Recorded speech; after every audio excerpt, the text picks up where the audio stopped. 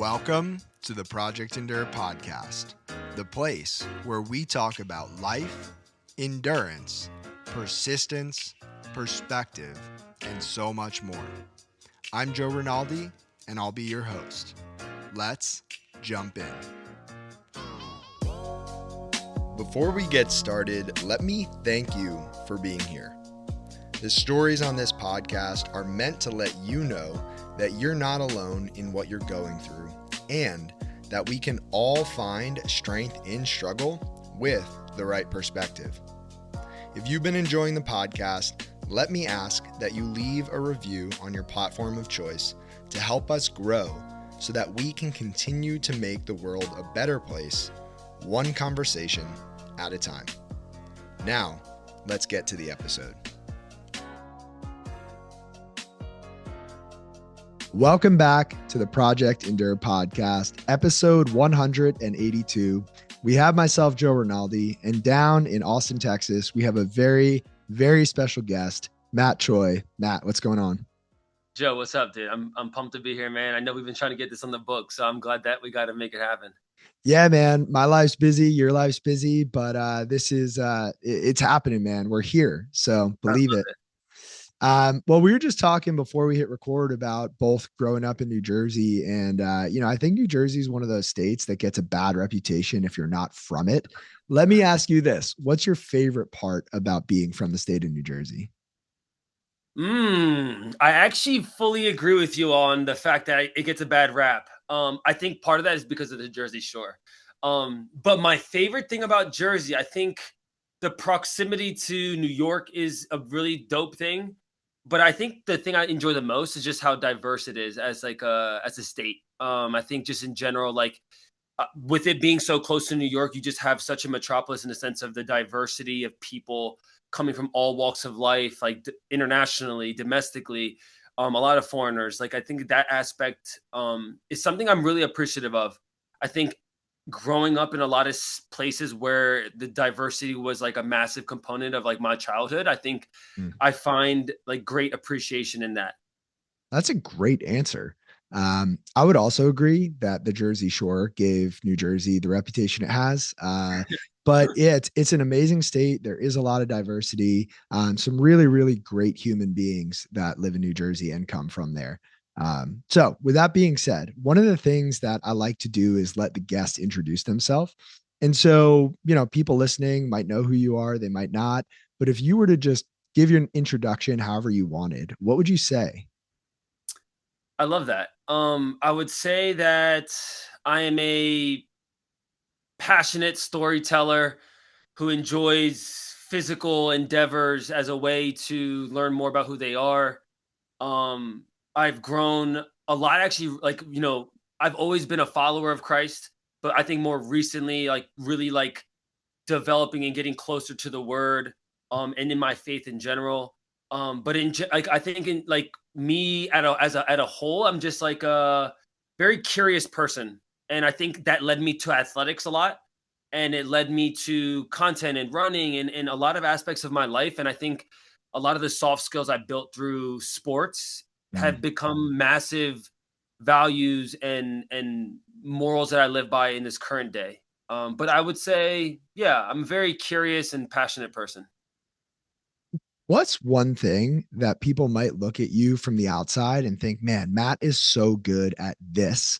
But in reality, it's taken a lot of hard work to get there. It's not something you were born with. It's not a talent or a gift. It's actually really hard for you. I mean, I think like the easy answer would be like running is a good example of like something that I wasn't just good at. Um, I think it just took time to invest into the hours needed to build endurance. And although people comment often like, yo, you make this look so easy or effortless, like I think just like any athlete that maybe gets into running, like there's that transitional period where, yeah, it's uncomfortable. There's a lot of fear and uncertainty and doubt. And I think all of those feelings are what keeps people like dragged into it. It keeps people obsessed about it. But I would say that, and I think kind of piggybacking on content, like, I think when I first started making content, like, that wasn't the easiest thing for me. Mm, I found often that I would have to do 20, 30 takes before actually uploading a video. And I think over time, I've built a muscle similar in running that I just was like, yeah, like for whatever reason, I think I got more comfortable with the judgment that something doesn't need to be perfect. mm, And I just stopped chasing after a perfect product, and I just enjoyed the process of just getting better at it. And I think my journey of running and content have been, kind of synonymous. Like they've been tied together because was doing both at a very similar time frame, mm. which I love comparing and using as analogies because I think to comparing to other people or just in life in general, like anytime you pick up a new skill or hobby, like it's ludicrous to think as humans that you're just going to be great at it. Now, for some people, yeah, there's like the gift of gab and like they're comfortable doing certain things maybe a little bit faster than others. But generally speaking, for most humans, you pick up anything new, you're gonna be bad at it. And it's okay. It's like being comfortable with that period of like, oh, like this is like this progress needs to happen here, but it will over time. So it's interesting. I've over the course of the past couple years seen more and more of your content pop up on social media. I see it on YouTube. I feel like Matt Choi is everywhere. And maybe it's the algorithm, maybe I'm a fan, I don't know. But to get to that point, it's required a lot of repetition, a lot of skill, a lot of work. Is it fair to say that social media has changed your life for the better? 100%. I mean, I think just like from a business standpoint, definitely. From a personal growth standpoint, 1000%. I think not only in the landscape of me creating content, but like social media was a format for me to consume other people's content, which have like allowed me to download software that I didn't have before. Mm, And I think for most people, like that's actually the start of it, right? It's like, all right, if you don't like your current circumstance now, if you don't like your situation now, how do you use social media or any form of media to learn something new, to get a different perspective? And I think for me, that's the first part of it. And then I took action on actually being like, I want to be someone that has a personality online or someone that wants to build a brand online. But I don't think that's the path for everyone. So, a lot of people, it's easy to demonize what social media is in terms of our generation being massive consumers. But I think ultimately, if you use social media in a way that's also a very positive thing, it can change your life in many different ways. I agree with all of that. And another question comes to mind, and this might be a really hard one. I don't know. But if social media didn't exist, what would Matt Troy be doing today? I think just knowing me, like it would be something in sales. I think just naturally, I like the game of. It's a similar format of sports in the sense that like you're failing a lot. You're putting up reps. You're taking shots. You're taking chances, but you're getting turned down a lot. I think I would have excelled in something in that world, and I like the fact that it's kind of like it's a commission based job where like yeah like you're gonna get what you put in, and it's like there's like you can quantify it, whereas like yeah could I've gotten like more of like a 9 to 5 job that kind of has set hours and set income and it's more stable for sure, but I think I would have enjoyed an environment where there's like a level of competition right with your peers in a positive way. um but yeah, something in sales probably. I could see it. And I also am a firm believer that at all times we are all selling something, if not just ourselves. Right. And so it's a skill that is very transferable to everything. And I would argue that you are in sales in your own unique way right now. And so, with all that being said, Matt, I'll kind of dive into the first big question that I ask people, which is when you look back at your life to this point, what's the hardest thing that you've ever had to handle that you did not choose for yourself? Wow. um I mean, dude, there's so much there. Give me everything that comes to mind, whatever you want to share. I mean, off jump, bro. Like the New York City Marathon would probably be like just like a recent thing, and we're talking it's January, like we're talking 3 months ago. Um, something that I did not choose to happen, but obviously in life, you need to take accountability for your actions. And I think that moment was a reminder of a similar situation 3 years ago with the bid mule, which I didn't realize like all these things in the running space were very like we're very like nitpicky, kind of particular circumstances that can irritate people or rub people the wrong way. I think the hardest part of those moments is just not allowing the opinions of external people to make you feel like you are fill in the blank. And I think that's hard as humans because when you put yourself online, there's not actually a course of like how to deal with criticism, how to deal with negative feedback or cynicism. Like there's not a way to actually deal with it besides having a high level of self-awareness Yeah. and realizing that you can't please everyone. And even if you try to, you're going to fall up short. And I think for me, the lesson through both of those circumstances, one, the bid meal thing was like, all right, it was kind of like a little like gut punch, right? Like kind of as I was growing, now it was like the first negative thing, something people were trying to cancel me for. But then I also realized like, all right, like, your first mistake, you're kind of like brush it off, And equally there, it was a little tough for like 48 hours where I'm like, all right, let me get off social for a little bit and like just kind of step away, and like reflect on how I want to move forward and like how I can learn from this. But the New York thing was more of a gut punch and kind of like a knockdown. I would say like I'm not completely KO'd, but like I'm now on the ground from how much gravity it got. Not only just from creators, but like all the mainstream publications, right? Like that are speaking on this that were solely going from a Reddit thread to then the Wall Street Journal to New York Times to the Post to literally every other outlet you could think of. And I'd be lying if that wasn't like that was tough.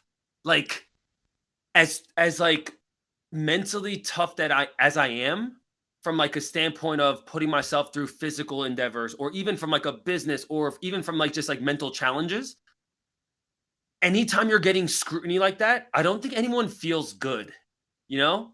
And then it's just figuring out like how you want to move forward, how you're going to navigate through that. And I think I just had a lot of good people in my corner, from mentors to my inner circle of people like family that were just like that understand who I am, right? Like I think in those moments it's easy when you're on the sideline and you've never had a conversation with me and you've only seen content of me to have a massive opinion based on what you see.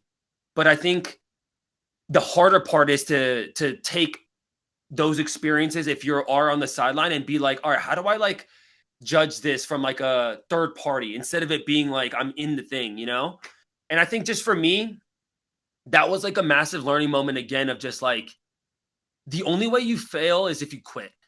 And like Joe, that was in my mind. I was like, all right, like people want me to just like fall on like they thought that was gonna make me fall off the face of the planet and like never post again and never be involved in the things like almost as if like you're not allowed to make mistakes. And Yeah. granted, I've made mistakes. So it's like now I'm working against that muscle of like, oh, he's just saying sorry because he has to. Well, like shit. It's like if I said nothing, people would have been like, oh, he's trying to ignore it. If you say something, it's not good enough either. So it's like it's kind of like that. You're on a race, right? It's like you're a rat and you're just like you're running on a hamster wheel. And no matter what you do, someone's gonna be like, this is fake. He's just saying this because he has to. He's saying this because he got dropped by sponsors. Like, but then if you do nothing, you're also like, oh, he's hiding. Like he doesn't want to address it. Like it's there's so much going on. And you're getting, even for me, like I'm hearing things from people internally too, of like, yo, you don't have to address it. Don't feel like you have to, like, don't apologize. I'm like, look, everyone has their own way about going through controversial stuff. There's 100 ways to do it. Huberman did nothing. He never addressed any of it. And, like he just hired a PR company and handled that himself. Like there's plenty of ways to skin a cat. How you decide to do it is ultimately up to you.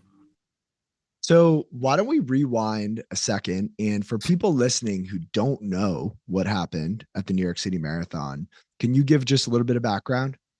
Yeah. So, I mean, New York City Marathon's a world major. It's arguably the biggest marathon in the world. And I typically have videographers that film my races. And most times we kind of like try to plug in and out of certain segments of the race. But if there is like a runway to just kind of be on the course, quote unquote, Mhm. in the past, we've done that with my team. And most races, it's not like a massive big deal because, like, as the race progresses, it ends up being a lot of open gaps. And honestly, a lot of people that are either spectating or supporting someone tend to be on bikes. They're not recording one person only, but there are people that you see on the bikes that are just kind of popping in from mile 3 to mile 8 to mile 13. Nonetheless, I had my media guys who, in a way, like, we discuss doing not being in certain areas because it does get clogged, especially in New York. Mhm. Nonetheless, they were in an area in Brooklyn which got super tight. That wasn't an area that had a lot of room, and we were on the course, obviously, and it kind of obstructing other runners and being in the way. We were in the way 100%. And after the race is done, no one was hit, no injuries happened, but we definitely disrupted other people's marathon. Post race, there became a lot of threads on Reddit of just like trashing on the fact that like influencers are on the course, bringing e-bikes, disrupting runners, getting in the way, blocking people from getting water at aid stations. And then it became an online Reddit thing that then got into the hands of NYRR.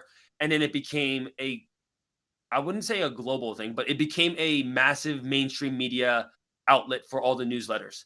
And basically, I got banned from the New York City Marathon for life and all New York Roadrunner events moving forward. And it just became like there was a moment of like strife between the runners and then the influencers.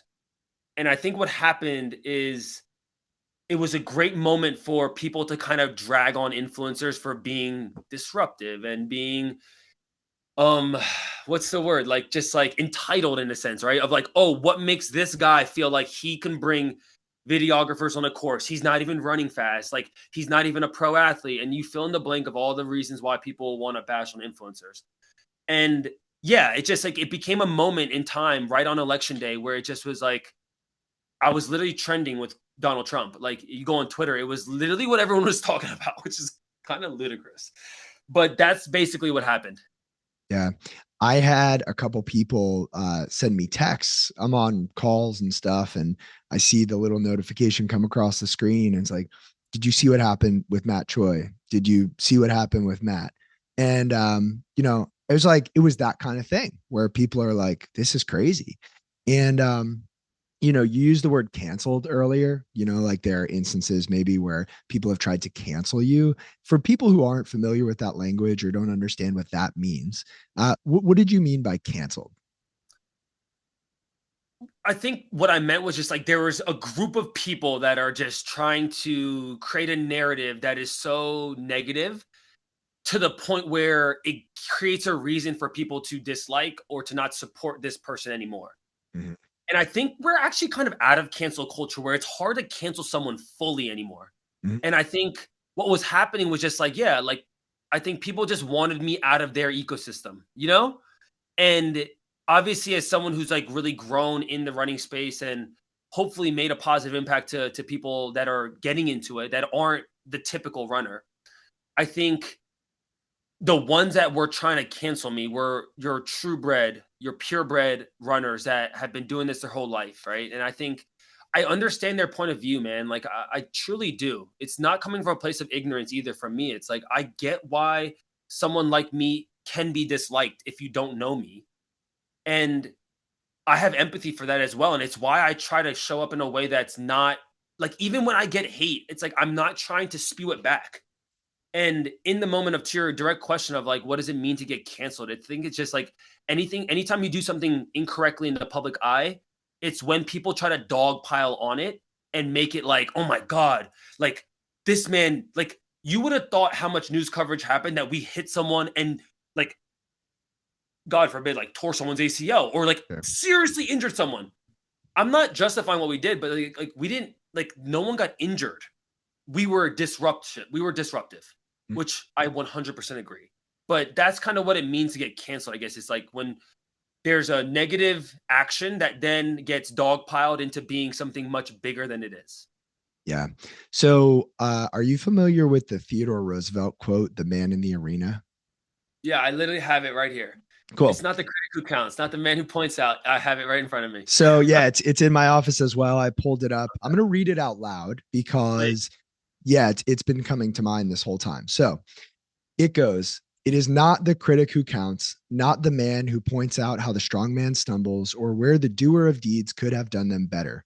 The credit belongs to the man who is actually in the arena, whose face is marred by dust and sweat and blood, who strives valiantly, who errs, who comes short again and again because there is no effort without error and shortcoming, but who does actually strive to do the deeds, who knows great enthusiasms, the great devotions, who spends himself in a worthy cause, who at the best knows in the end the triumph of high achievement, and who at the worst, if he fails, at least fails while daring greatly, so that his place shall never be with those cold and timid souls who neither know victory nor defeat."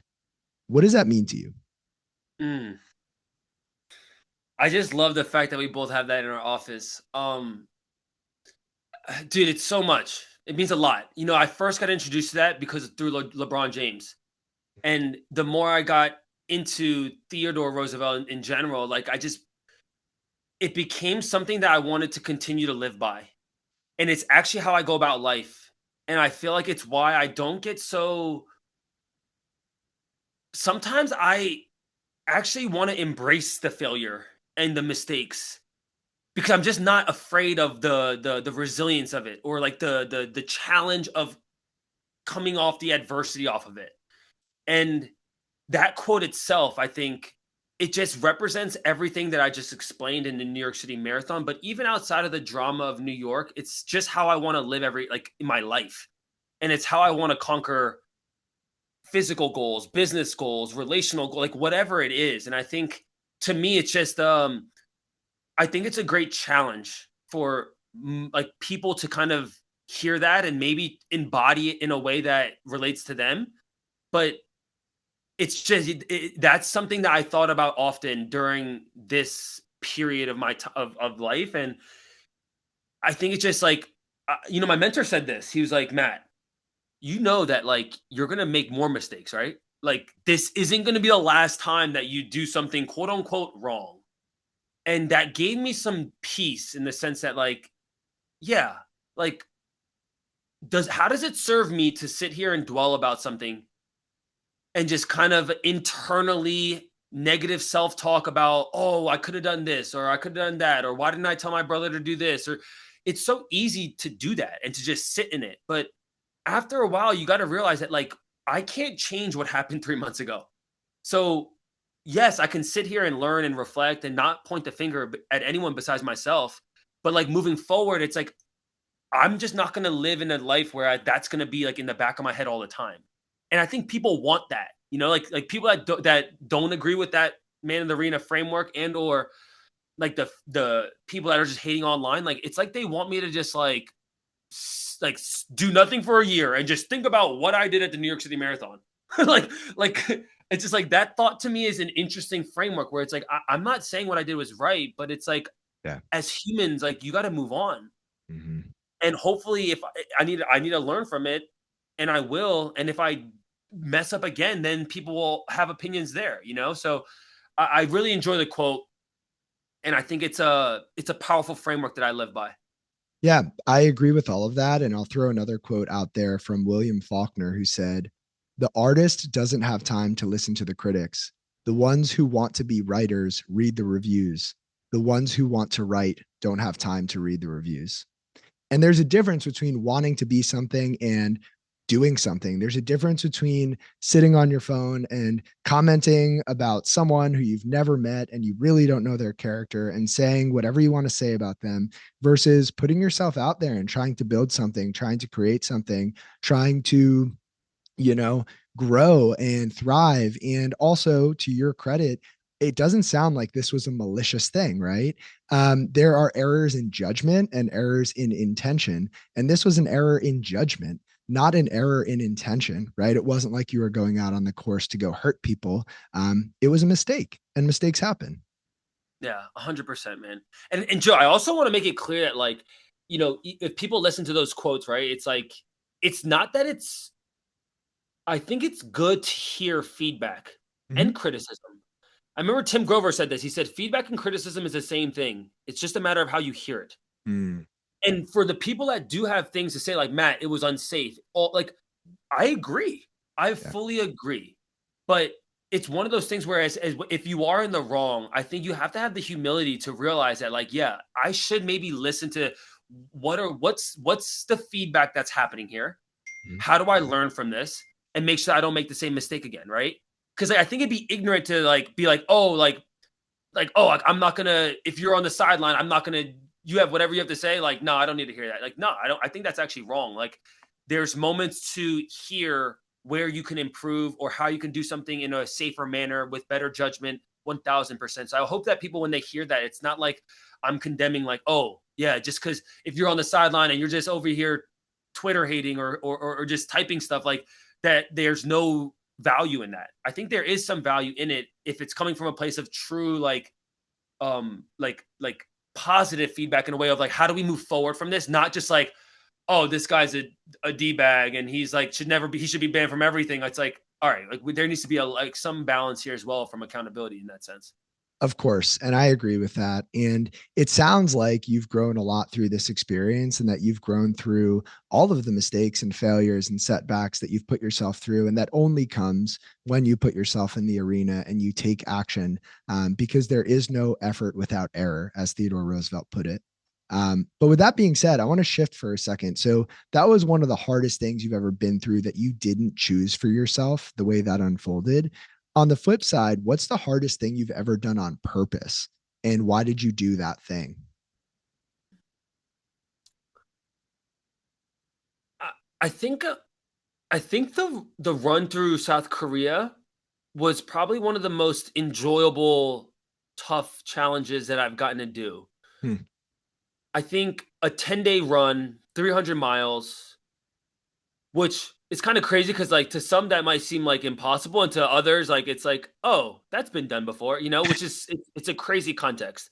Yeah. But I enjoyed it thoroughly, Joe, because I had a chance to go see where my parents grew up. Mm. And as someone who's a Korean American and like that was born in the States, I never had that privilege of like actually seeing middle of Korea, rural Korea, like where all the agriculture and all the farming is happening and having an opportunity to like physically run through it. A hobby that I picked up later in life, something that has fueled an obsession and a passion to go like seek out my full potential in a sense and then to go do it in my home country in a city and in a place that I haven't seen in 20 years, I think was beyond enjoyable, more from the cultural standpoint, less of the physical.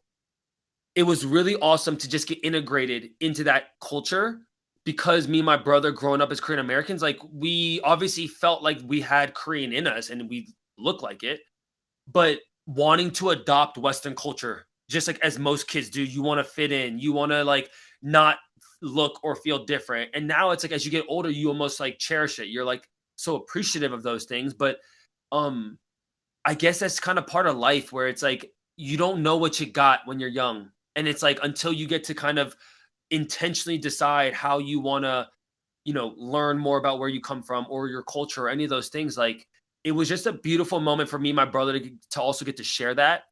And that was probably the most enjoyable like challenge that I've put myself into that I voluntarily just was like, yo, like yeah, like physically this is gonna be demanding. I have never done something like this before.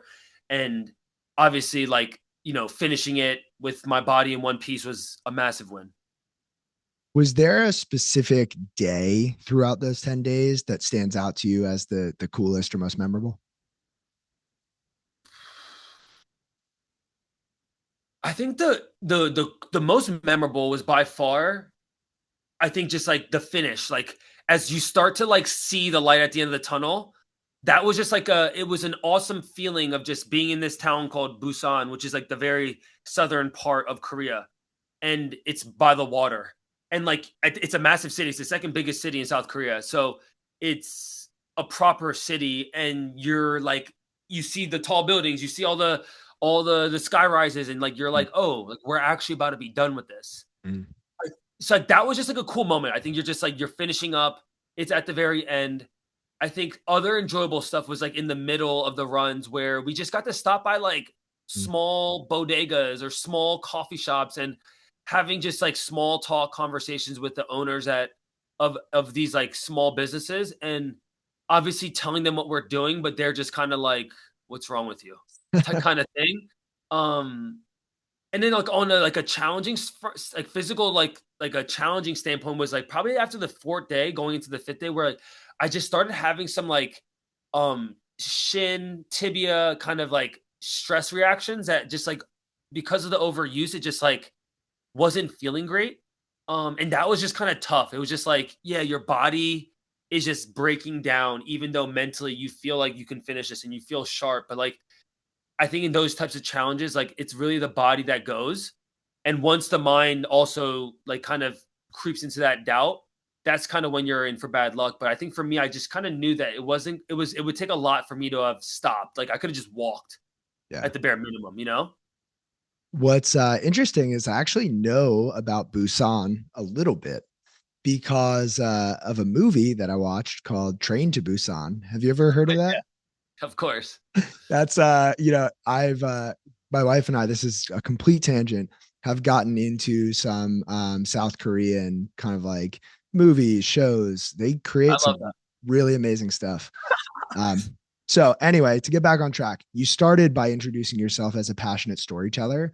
How does going back to South Korea change or enhance or alter in any way your life story? Does it deepen things? Does it enrich things? How does that change your story as Matt Choi? That's a great question. Um, I think in a lot of ways, I think one the 2 things that pop into my mind are, one, like, the cultural aspect of just, like, me like, put it this way, Joe, like, me and my brother, I went to Korea when I was 7 years old, and I went again when I was 28.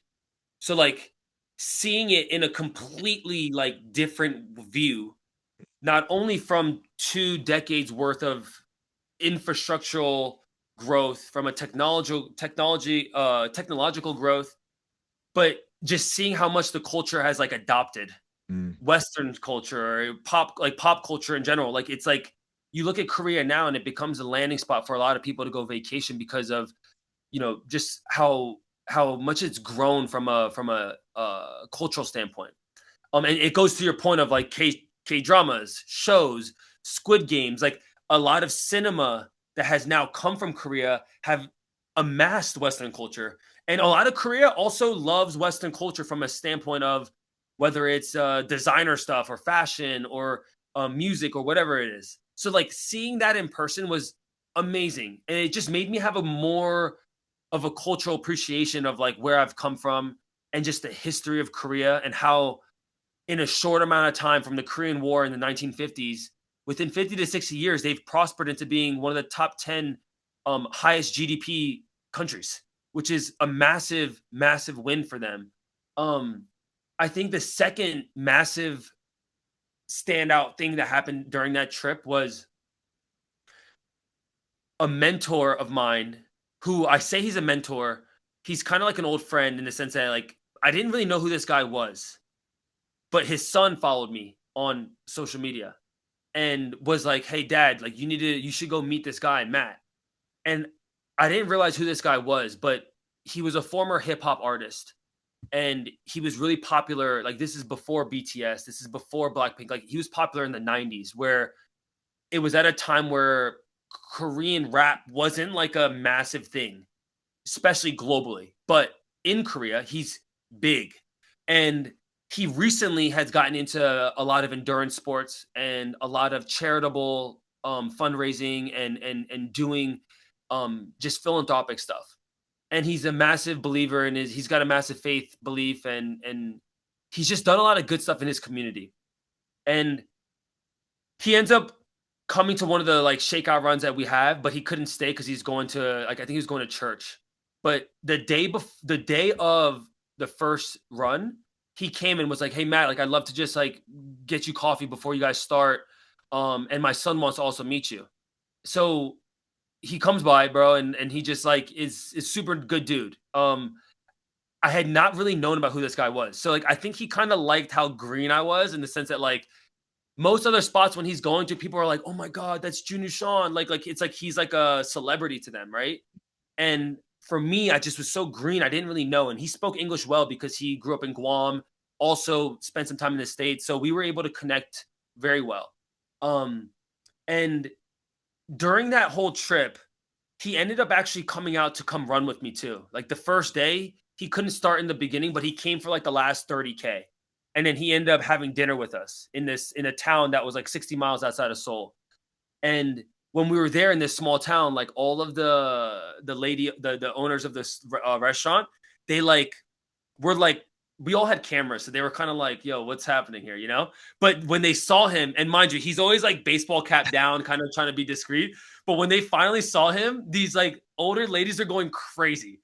And at that moment, I started realizing, I'm like, "Oh shoot! Like this, he has a high level of gravity in this area, not only for his rapping career, but all the philanthropic stuff that he's done." So, for example, over the course of 5 years, he raised $50 million to build a children's hospital for disability children. And this hospital is only serving any children with disabilities. And in Korea, it's kind of like a bad stigma. Like if you have someone that has a disability, especially children, like as parents, you're like looked down upon, like you're like you failed, like you must have done something wrong to have your kid not have full health or whatever. So there wasn't many places for these kids to do PT, to do rehab, and any of those things. So he built that hospital, and what he did was he took a lot of small donations. So he would do triathlons, Ironmans, marathons, half marathons, 10Ks, and he would take small donations. And every single donation he would write on a singlet. So on this wall of the hospital, there's like a 5 year journey of him doing all of these races and all of this fundraising. And he also got some big donors as well because of his relationships from his music career. So he was able to get to that number. But I give you this context because throughout the trip, he was kind of like an angel. I felt like sent from God in the sense that like he was just like so gracious to support with zero expectation in return. And even in the middle of the trip, he was like, "Matt, do you guys need any supplements, any other support?" And I was like, "Dude, like if you could send us a care package, like that'd be great." He sent it to us to like day 7, which we had like a full restock of stuff, which was sick. And even on the second day, Joe, he was like, he has like a connection with Trek in Korea. And he was like, "Do you guys need a second bike, like an e-bike?" And we were like, "Yo, that would make it so much easier to document and get content, all this stuff." So he got us like access to a free bike. We had to just go back into the city and get it. But all of these little things that he was doing throughout the trip, it just like he made me feel like I was like at home, even though it wasn't my home, you know? And even post the trip, after I had a little inflammation in my foot, like, dude, he brought me to a place to get an X-ray, and then to use his doctor to get checked out and all these things. And I just was like super grateful to just have him there as like almost like a kind of like a big brother almost, you know? And one of the last things that he did was he was wearing this sick North Face jacket, which I love this North Face jacket, and he ended up getting me one. And it was from the Beijing Olympics in 22. And he came to the doctor that I was at one day, and I was like, "Sean," I was like, "Where'd you get that jacket?" And he was like, "You like this thing?" And I was like, "Yeah." I was like, "Yo, can you get me one?" And then he was like, "Let me see what I can do." And he like made some calls at North Face, and they had one left in size large. And I was like, "Dude, I'm a large." I was like, it was meant to be." And the very last day before I actually left, I got coffee with him, and he dropped me off the jacket, and we were just chatting. And I said, "Sean, like, it's been really cool to like just hang out with you the past couple of days and just see the impact that you're making in your community." And I was just inspired by like what he's done, you know, along his journey of like not just from rap, not just from his music career, because like I don't really know him from that, right? I'm seeing him as like who he is today. And to see how like selfless he is with his time, how he is with his kids, like the example that he's showing in his household, but then in his community. I think a lot of people were kind of skeptical about him in the sense that like, oh, he's just doing these things because like he's a celebrity and he's like trying to be like the good guy. But sometimes you have to just look at the work of what someone's doing and be like, I just respect the fact that like he's manually picking up these blocks to build these houses in these deserted areas. Like, how do you fake that? Yeah. And the last thing I asked him, I said, Sean, I was like, what advice would you give me? Like, you're 15 years older than me. Like, what advice would you give me along this way? And he said, Matt, your brother mentioned that next time you guys want to come, you want to come and come to church with me. And I was like, absolutely. And he said, build your relationship with your faith. He says, all the things that I've done could not have happened without my faith in God. Mm. And that moment just like it challenged me because I grew up in the church, but like I think there's like an intentional decision when you get older to like make your decision on what you want to believe in this world without your parents dictating it, without being peer pressured. When you're intentionally volunteering, like, wait, I want to take the time to reflect and say and think about like what do I want to believe in? And he kind of became someone that kind of steered me there. And my brother, like we talked about it after, and there's a parable, the parable of talents. And my brother said to me, he said, when I look at Sean, I think of that guy that had 5 talents and doubled it and made 10. And he said, Matt, I see you as someone who has 2 talents, and to this point, you've doubled it and made 4. And in that parable, there's the one person that was so scared of his talent that dug it and said, I don't want to lose this thing. And it was wild because my brother felt like that was him being afraid of taking a chance, being afraid of like going off the beaten path and just trying to do something. As I was reflecting further though on that parable, it's such a beautiful thing of sometimes when you just lean into faith and knowing that like you're going to mess up along the way, but like truly like God's going to show you and open up doors that you can't imagine. And I just felt like meeting him on that trip was a massive component, not only of me getting closer with my faith, but like just being able to see someone that I'm like, there's a reason that this man is involving himself in these things without any expectation, Mm. wanting to see me do something well in this world without being like, I want credit for it. You know, it's like it's so far from that. So I know that's a long story about that second piece of like building my own faith, Yeah. but he was like a massive contributor in that. And I think at times I got motivated with what he's doing in the world from a philanthropic standpoint, which I truly want to accomplish by the time I'm 6 feet under. Yeah. But I also know that that comes with time. And I like it's funny because like Joe, when you see people that inspire you, it's easy to feel like you're falling short in life. That like, oh my God, like I can't like I could never compare myself to what they've done. Mm. But like the funny thing is like I didn't ever think that at one moment. It was the only thought I had was like, it's just not my time yet. Like that's actually the game. It's like it's having enough patience and faith that like, yeah, like God's gonna use me to further his kingdom in different ways that I'm not even able to see Mm. until I get to that point of just accepting that to be truth. Mm. So he allowed me to just like let go of like some of the things that I might have just been holding on to and just realizing that like, yeah, like for you to actually expand and to do as much as you say you want to do, it's not going to be because you did it, you know? Mm. There is so much there that I love. And the one thing, just to tie this back to the man in the arena quote, is that yes, you can get in the arena and you can fall down. You can have to deal with the critics. There are a lot of hard things about that. And nobody stumbles across opportunities while standing still. And when you put yourself out there and you go off the beaten path and you take risks and chances and you do hard things, you not only learn from experiences, but you meet people, you have conversations, you develop relationships. And it only takes one person, one conversation, one relationship, one moment to alter the course of someone's entire life. I love the parable of the talents. And I'll share one story that's always stuck with me as a fellow believer. So there's a story of a donkey, and the donkey is essentially coming from this, one town to another. And as the donkey's approaching the town, this is back in Jesus's time, by the way. He notices people are noticing that he's coming. He sees people from a distance sticking their head out the window or kind of opening their doors. And as the donkey gets closer and closer to the town, he notices that people are now out on the streets. The streets are lined with people.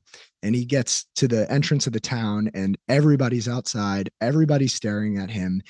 And he thinks to himself, man, everyone's really happy to see me. I I'm pretty important. I am good at what I do. And he's walking through town and people are just staring. And the moral of the story is that the donkey was not the center of attention. The donkey was carrying Jesus. People were staring at Jesus, not the donkey. And we're all just asses carrying Jesus. And I love that. I love it, right? Because like we are so imperfect, we make mistakes, we fall short time again. But if you carry that faith with you, right? Like that's the magic. And that's what I hear you saying and see you doing. And I think that's so special. I love that, bro. It's actually funny because I recently have you heard of the show The Chosen? Yes. So I recently, I mean, they're building out on season 5, which should be coming out soon. But like that was like the last scene almost as they're preparing. It's literally the scene of, because in the Old Testament it said that Jesus, the Son of God, will appear on a donkey and a mule. And yeah, like the scene that you're depicting was literally the last episode in season 4, which is sick. Oh, that's wild. Well, with all that being said, so I've got two more questions for you as we begin to wrap things up. So, one, you're in the world of endurance sport, and this is the Project Endure podcast. So, when you hear the word endurance or the word endure, what does that mean to you? I think of adversity and resilience.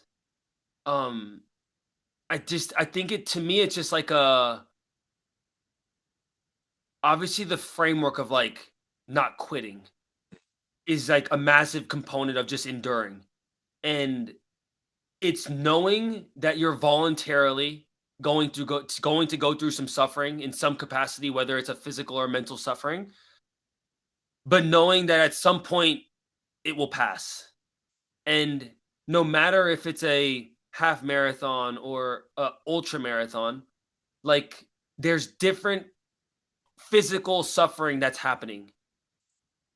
But I think the endure framework to me is just like understanding that like life is meant to have adversity and it's meant to challenge you and to test you. And it's a great way from a physical response and in terms of racing and endurance activities, it's a great way to test it physically. Because I think for a lot of people, like, yeah, you could read books and you could do all these things that are going to build your intellectual knowledge and maybe help you build some mental toughening. But like putting yourself into a race that has a set time will actually teach you something in a matter of like, oh, in 90 minutes, I can learn about this about myself. In 3 hours, in 24 hours, like when you do something physical, the direct response and the overcoming of the doubt and the resilience and the adversity happens in that moment where it's not like delayed. Like if you do a cold plunge like over and over, you sauna, like, yeah, you might feel less stress when something happens to you months, years down the road. But something like a physical challenge, like there's something that happens right during it, after it, that you can actually quantify. And I think to me, like endure just it's a framework of just not quitting. And I think I said it earlier, like the only way you fail is if you quit. And I think if you have that mindset, no matter if it's an actual endurance feat or just life in general, or it's in a relationship, or it's in your own belief, your faith, whatever, like you will always have a chance. And I think for most people, like that framework of like, wait, hold on, like I just want a shot at this. It doesn't have to be perfect, but like just having the attempt is already so great. Yeah. And I think in a way you answered part of the last question, but I'll ask it and then I'll let you expand if you'd like. There are people right now who maybe they're training for a race. Maybe they're doing something hard in this moment, or maybe life handed them something so much harder than they ever thought they could handle. But regardless, you get a chance right now to speak to people who are going through something. They're struggling in some way. What would you say to that person on the other end of this podcast who's struggling right now? Hmm.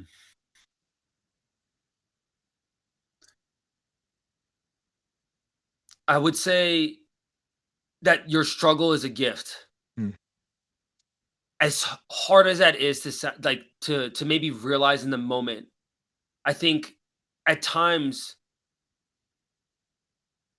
me and Joe believe in God, whatever one believes in. If you actually believe that like what you're going through is going to allow someone else to maybe think in a different way, live in a different way, you might inspire someone that you've never met just by on the way that you live with the struggle that you have.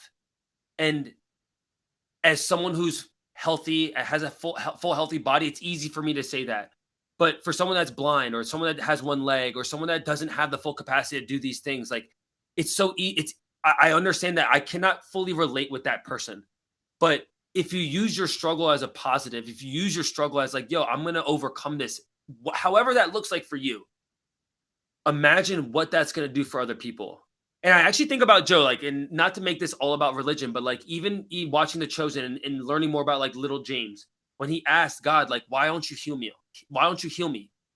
And this character, little James, he's a disciple, has like a peg leg, like not a peg leg, but he like has a limp. He has an injury in his leg that he's been born with. And Jesus basically said to him, like, I can heal you if you want. You've seen already what I've done. You've seen the miracles I've performed. Do you want to be healed? And selfishly, little James did. But Jesus challenged him. He says, imagine what's going to happen with someone like you, someone that has a imperfection, when you're able to go heal someone else, when you're able to go help someone else. Imagine how much more faith they're going to have that someone that is somewhat imperfect or broken can still do these miracles, perform these miracles. And I think the same is to be said in this example. Like if you have a struggle that you're dealing with, imagine if you're able to overcome that and still have faith that this is not the end of the world. What does that do to the next person that has something similar? It's going to only empower them to be like, oh wait, but hold on, that person overcame this thing. And that spiral, that trickle down effect to people for generations is actually the game of life. And that would be my advice to that person, is to embrace the struggle, knowing that you can make a lasting impact that will live far past your time. yeah. It's so much bigger than us, and I think to have that perspective of life not just being about us can help people step outside of the specific struggle that they might be dealing with in this moment and put it into perspective. And I'm glad you mentioned all of that because that's really what this podcast is. It's a platform and a place for people to talk about hard things, things that they've chosen, things that have chosen them, and how they found strength and grown through the struggle so that somebody else can be inspired to do the same. So I really appreciate it, Matt. I've loved this conversation. Dude, I appreciate you having me, man. I'm glad we got to do it. Of course. Now, if somebody wants to follow along, connect, or just see what you're up to, where's the best place for them to do that? Yeah, you guys can follow me on Instagram, Matt Choi _6. I'm also on TikTok and YouTube. My goal actually this year is to really like stay consistent on YouTube. So if you guys want to see longer form stuff, you can check it out there. But I'm on most of the platforms, so anywhere there. Awesome, Matt. Well, I'll link that in the description. And thank you so much again for this conversation. I appreciate it, man. If you enjoyed this episode of the Project Indoor podcast, go ahead and subscribe, leave a review on your platform of choice, and share this episode with a friend. It helps us get more conversations like this out to more people like you. We appreciate you, and we'll talk to you next time. And one more thing. If you're looking for a community of people all striving to be better together, check out the Project Indoor Hard Things Club. The link is in the description below. We'd love to have you.